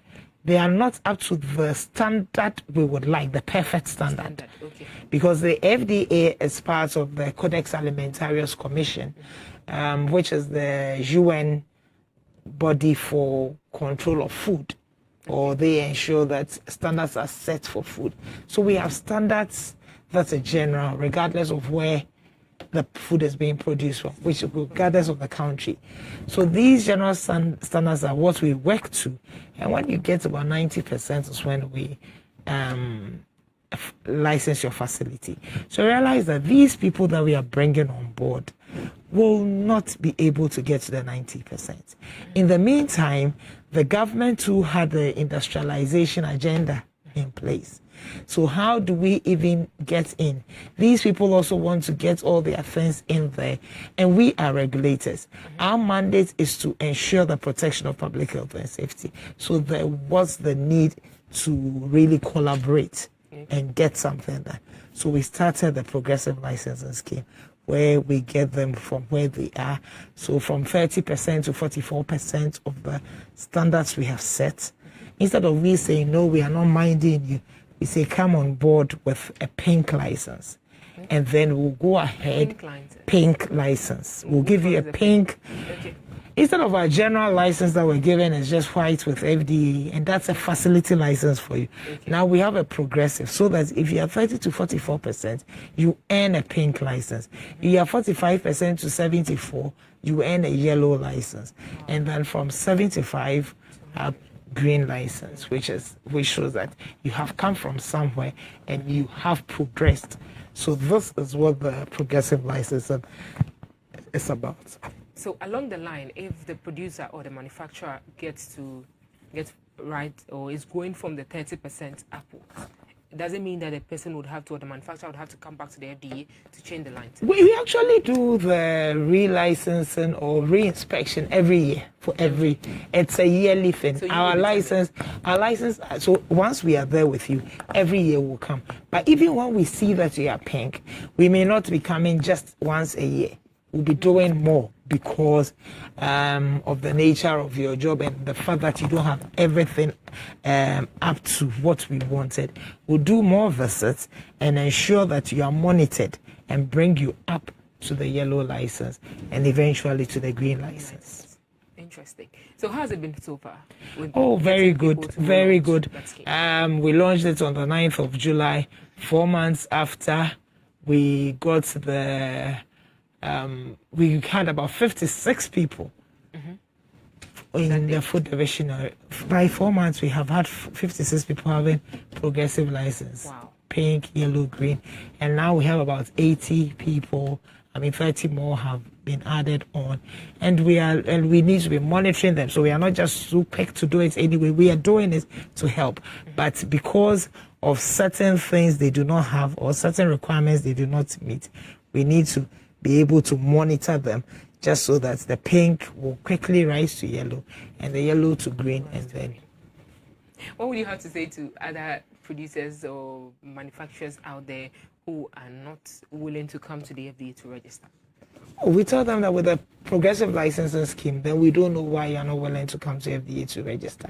Hitherto, the problem was, well, when we come to FDA, they will tell us, go and come. That's how they say it. Translating it's corner bra, those kind of things. They do not like that. So they would rather hide in their corner and do all sorts of things. And then one day there is a problem, and then they will face the law. That's what happens to them. So why don't you do the right thing? Because we have a market surveillance team out there out there doing the monitoring. And if they get hold of your product, you are in deep trouble. So you are better off bringing it, starting the progressive licensing scheme. And the advantage is that these supermarkets and all of that want to, yes. And actually, that's one of our goals. We want 60% of the products in various supermarkets to be made in Ghana products. And so once we have that, and the African Free Trade Continental Agreement thing too is coming in. So we need our products to be competitive enough. It's not we're just it will fit it, and so they can even get exports. They get it exported because if eyes are coming and they are just in the rudimentary stages of gari in the olonka and doing just using the olonka, you repackage it. Just call it maybe adwa gari and in a package. It's nicer and better. Is it expensive as compared to the normal license that No. It's a subsidized, highly subsidized. In collaboration with NBSSI, it is really highly subsidized. Very, very highly subsidized. Even bringing your certificates of analysis and all of that, we are taking some on board. We are doing it for them because at the end of the day, our ultimate goal is to ensure the protection of public health and safety. So if the person doesn't have that much money to go through the processes to ensure that the product is safe, we say you bring it to us. We will do that for you and give you a progressive license until a time that you yourself you'll be okay enough. I mean, really, we are treating them like babies that are crawling, then they get to babies now learning how to you need to nurture them exactly, and so then there'll be babies that will be walking, and then when they hit the ground running, we get them onto the other side of it. Interesting. Now let's move to the next topic, the 2/3 of shelf life. I really want to understand what this means. But before that, what is the criteria for importing food into this country? Well, let me just do the 2/3 first, and we'll get the criteria. I don't know if your people have been on the market this Christmas season.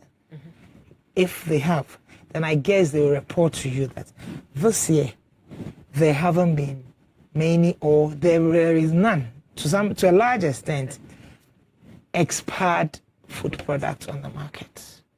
And the question then you may be asking, why? What did the FDA do right? What did the citizens of Ghana do right?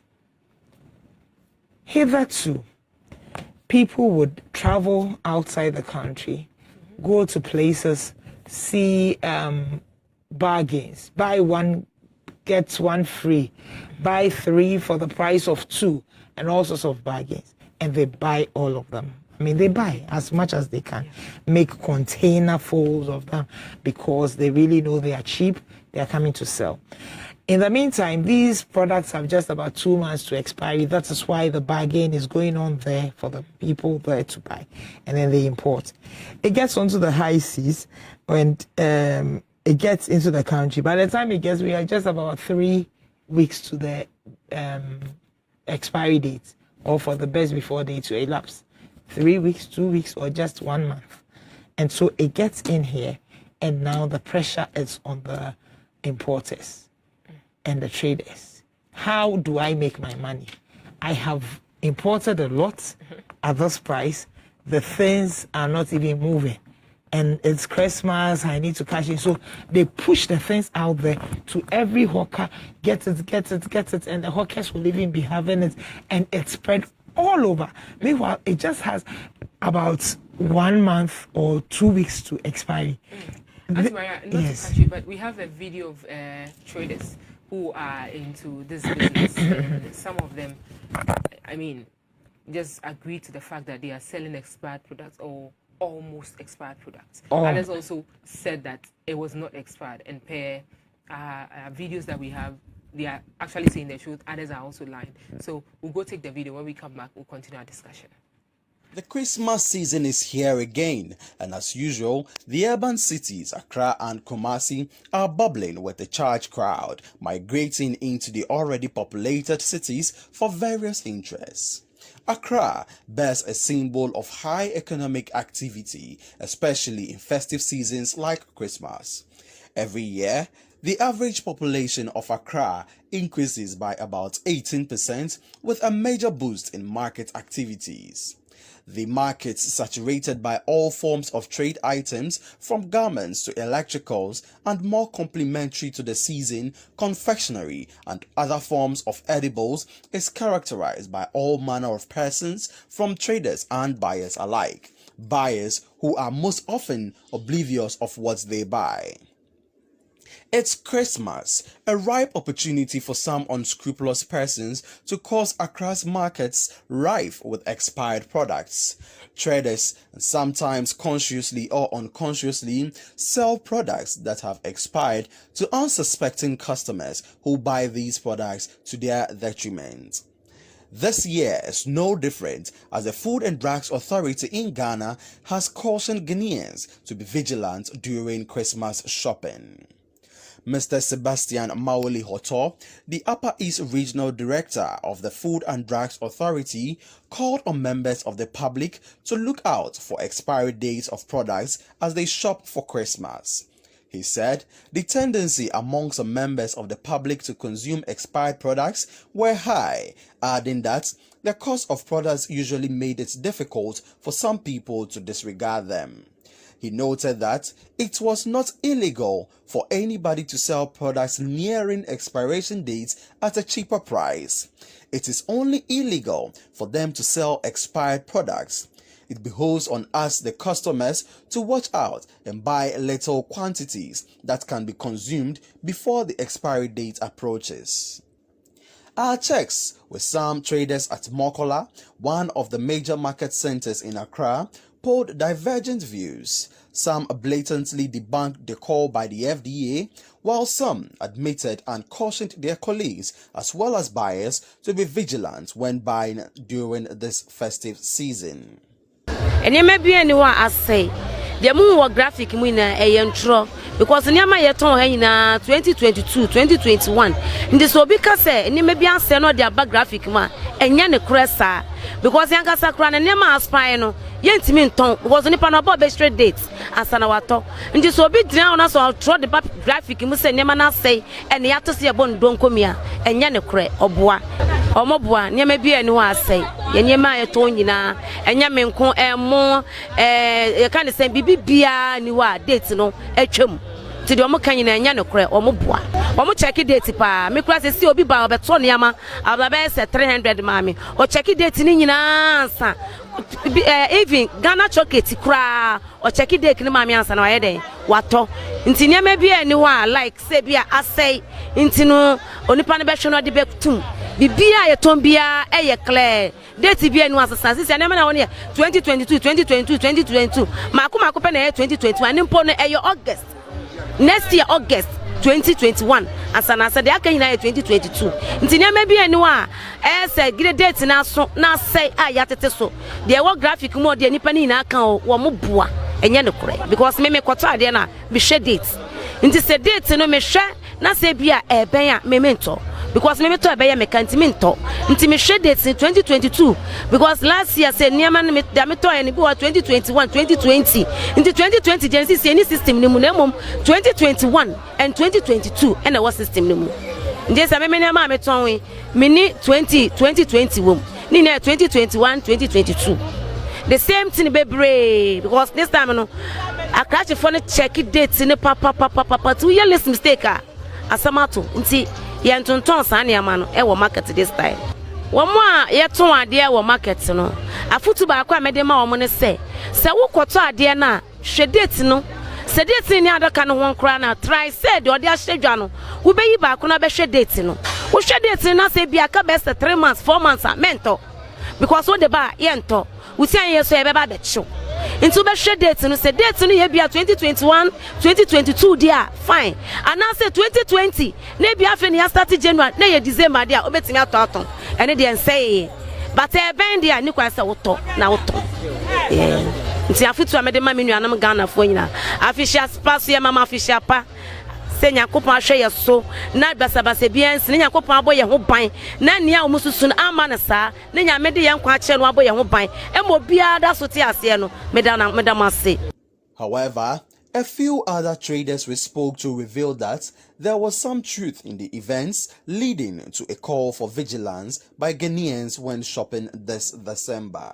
Na dia na metono afiduru ha akwati so bia bakromu bedidwa enti oba na ne sabato so bia no ayeden no oto say yes enye no oto ebi wo ha obeto no ana obebisa no obisa ne kire na sabi onhu sabi obefa no hwe date no Say date na spy and spy no on she no de ko o kire bi okodi ya me dem kura na ye me mobo e si bebre ane me no ka sei enya na wokuro mu ha na de eti ambe kasa ne sei omo a ye de ne ma ne ba no omo anim se date no o de ba September no enko ti say February no say February na spy okay on show no popa date na nke say September na spy no be popa na obeto agu no popa date na fi September no de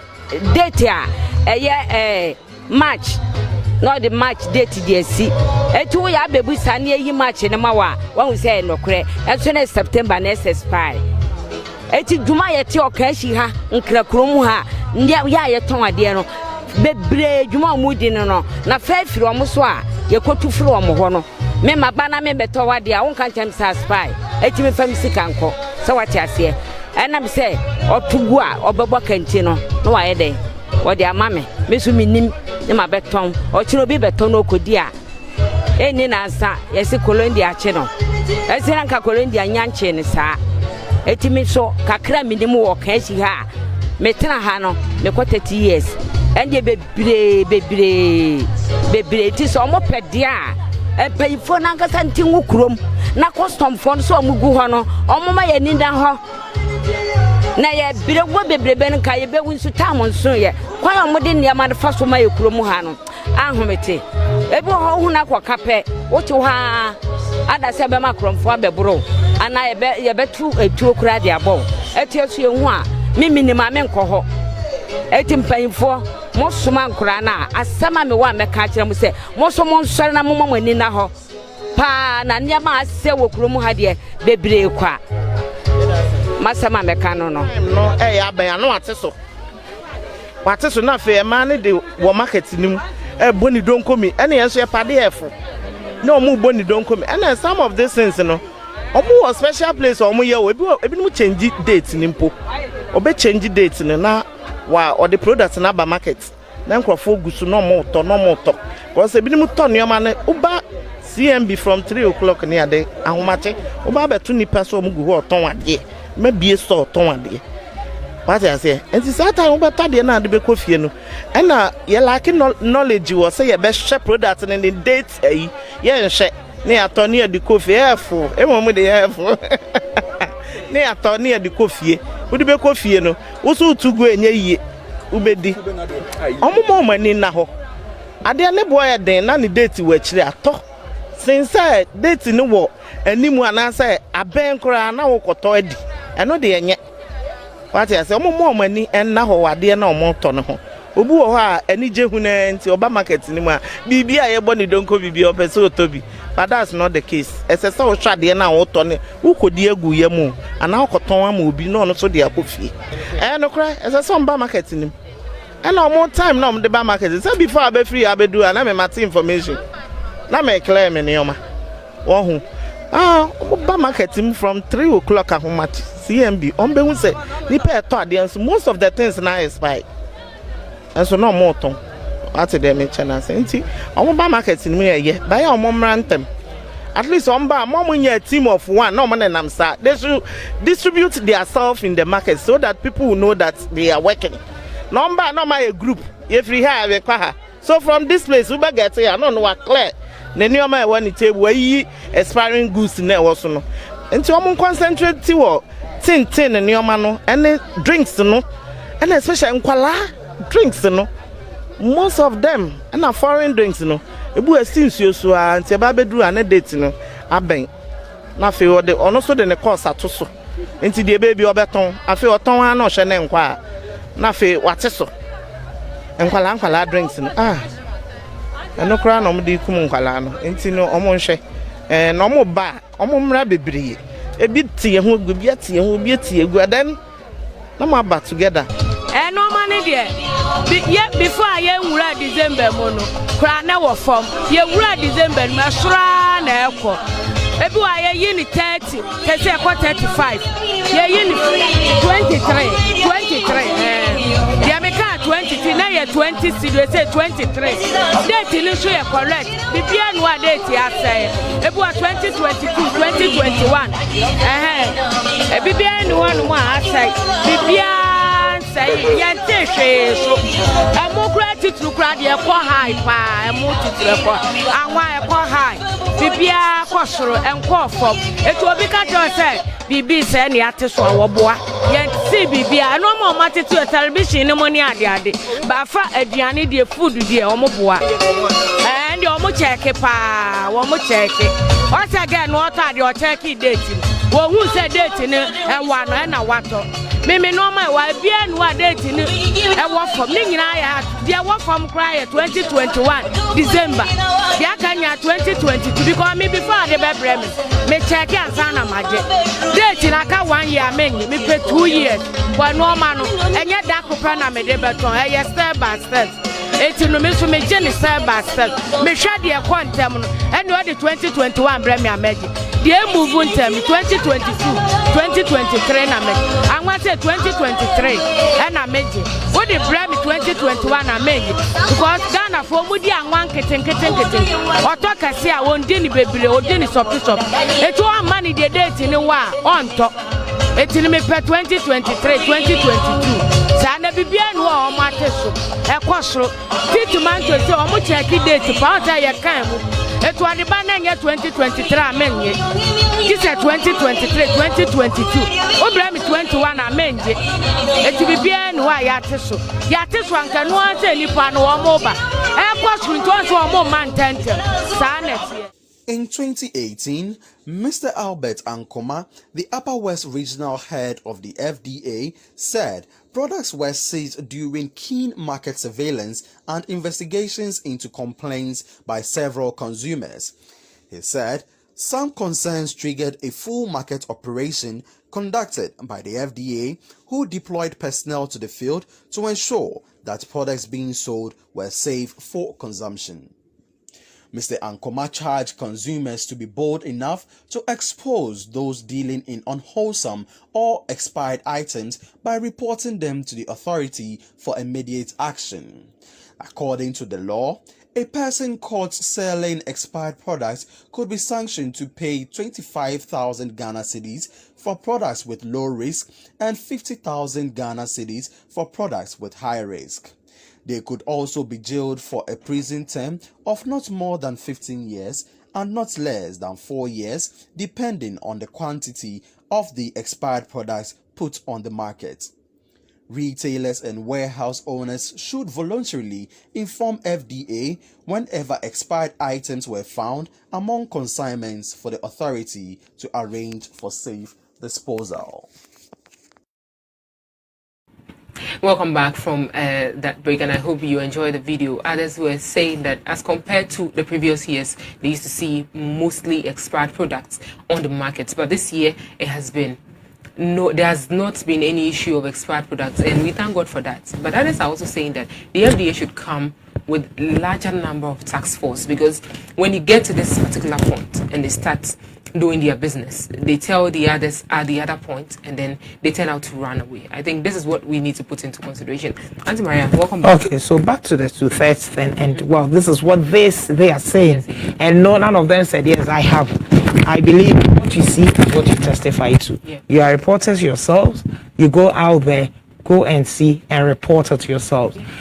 The difference between this year and all other years is that when the CEO realized that every Christmas we have things just getting onto the market that are expired and just 2 weeks to expiry and all of that. The question is why?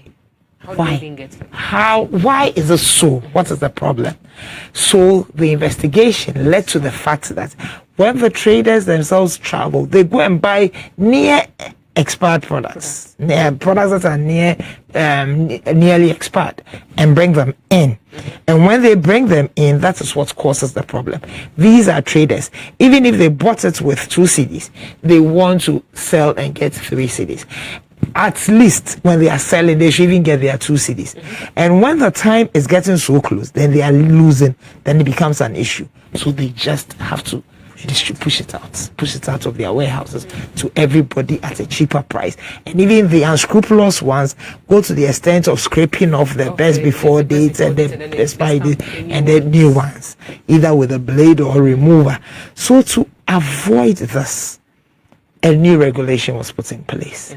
And that regulation is that before you bring in any product into the country, 2/3 of its shelf life must be intact. So what it means is that if it is a 1-year product, we have 12 months for its shelf life. So if you divide 12 into 3, you have 444. 2/3 of 12 is 8 months. So if you have a product which has a shelf life of 1 year or 12 months, 8 months of its shelf life must be intact before you bring it in. If you have a product that has a 2-year shelf life, 16 months of its shelf life must be intact before you bring it in. That's how it works out. So 2/3 of its shelf life must be intact. In that case, we don't get things coming in like that. So unless the product has a 3-month shelf life, you won't get a product coming that is just 1 month to expire. Unless it has a 3-month, and even that one, you will even have 2 months of it being intact. Or it's a product that has just about 2 months shelf life. So there are fewer products like that. All the products are. Is it really okay for us to consume? If it's what? If it's more or less like 2 months to the expiry date. Oh, that is not up to the expiry. If it is the expiry date, that's the issue. So 2 months before you can even a day before you can. Even a day before you can.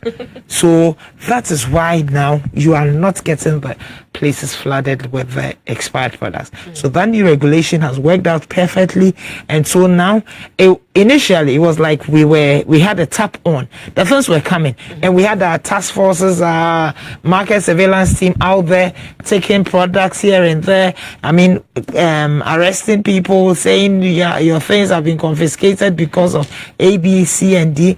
Now we are not just doing the mopping of the floor whilst the tap is on. We have closed the tap, so we are just doing the mopping, because having said that, there are still people who may have brought in their products with 2/3 of the shelf life intact. However, they were not able to sell. So these things will still be there with and now they may be close to their expiry dates, especially we've had COVID-19, and so if they had 2 containers, they may not have been able to sell all. So this is the time, and so we acknowledge that there will be few, but it's not as much as it was in the previous years. Okay, thank you very much for that clarification. But lastly, we have some 5 minutes to go. There's this assertion that yes, we are still in COVID-19. There's this assertion that COVID-19 can be transferred through food. How true is that statement? It's not true. It's not true, and we have said it over and over and over again. WHO has said it. Protect our food. Protection of food, regardless of COVID-19, is as much as possible. You eat the hot foods hot, cold foods cold. Okay. So if you go to a party and they are serving salad and the salad is not on ice, please do not buy. You have no business eating that salad. That is not on ice. Food should be hot, because these foodborne pathogenic microorganisms don't like the very hot conditions, and they don't like the very cold. So once you make it close to the ambient temperature, then you're just breeding them. It's a recipe for disaster. So ensure that it is hot or cold. And then when you talk of protection of food, whatever it is, you have to cover from, you have to protect it from dust, you have to protect it from pollution, protect it from human saliva. And really, COVID-19 is not a good thing, but one good thing it has taught us for people to understand is that when we even talk, we get saliva coming out of our mouths. Hitherto, we're telling people, if you talk, droplets of saliva come, and they don't believe it. They do not believe that if anyone talks. Now, the food vendors are now understanding, because when they wear their mask and they remove their mask, they feel some moisture in it. Where did the moisture come from? It came from, and that can drop on the food. So do not talk when you are even producing food. Because regardless of who you are, when you talk, droplets of saliva come out of it. So you have to wear your mask. And so wearing a mask has become very good. And the sanitization of hands and washing of hands. Before COVID-19, they thought if you're just washing your hands under running water, we were saying it all the time, and it was like these Food and Drugs Authority people, they are too much. And then we are talking about sanitizing hands. Now they do understand, even though now people are, well, they think, well, let's get back to our normal lives and all that. But at least the serious ones really do understand. And so about protection of food, regardless of COVID-19, you need to do all these things and ensure that the food is safe and will not cause harm to your consumer. Interesting. But before we go, what should we expect from you in January? I mean, from on the 1st. What should we expect from the Food and Drugs Authority? A more vibrant Food and Drugs Authority with much more public confidence. An FDA that is going to work assiduously as we've always done, but even more, and because we believe in continual improvement, so we're even going to work harder to ensure that the consumer is protected, to ensure protection of public health and safety. That's our mandate, and we are going to carry it out to the letter. So and one other thing too is that food safety is a collective responsibility. As we say we are going to do that, you also have to do your bit. Even as we have said that products with best before dates are not as what they used to be in the years past. What you have to do now is look at the product, at least, if for nothing at all. Just look if you find the best before date somewhere. If for nothing at all. And then you asked about the requirements for importation. Basically, the product should have the labeling meeting the LI 15. For that's the general labeling rules. The name of the product should be there. The best before date should be there. The list of ingredients should be there. The net content or net content should be there. So if weight in terms of solid, volume in terms of liquid, the batch number should be there for identification of the product if there is a problem. The country of origin should be there, and then the name and address of either the manufacturer or distributor should be there as well.